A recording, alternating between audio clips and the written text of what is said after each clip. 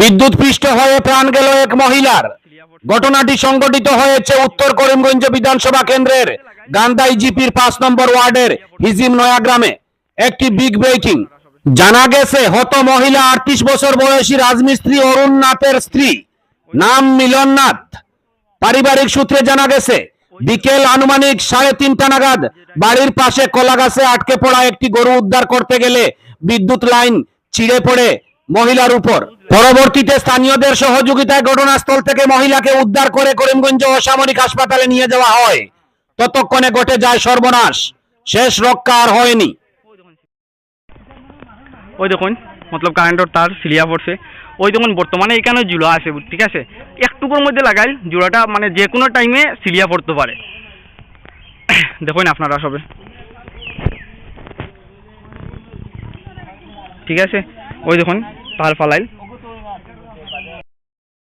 ওই যে ট্রান্সফরমারের মতলব লাইন যেটা গেছে, ওই যে লাইন ওটা,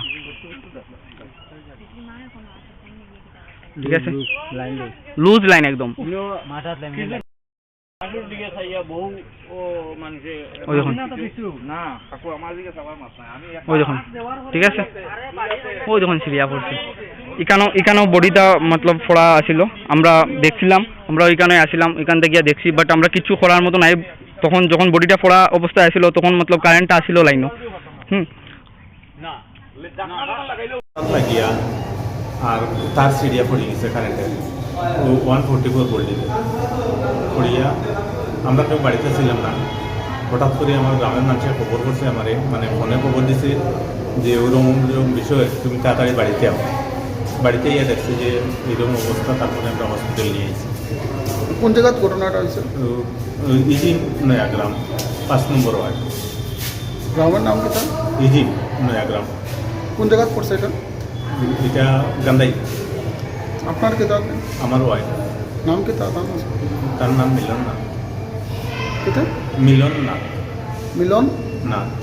নাথ নাথ। এটা তো হয়তো আপনারা তদন্ত করলে পাইবা, আমরা এটা কইতে পারতাম না। এই ব্যাপারে তো আমরা তো জানা নাই কারেন্টের ব্যাপারে। আমি রাজমিস্ত্রি কাজ করি। তার সিরিয়া তার সিরিয়া না গাফিলে তো লেগে হয়েছে, কইতে গাফিলে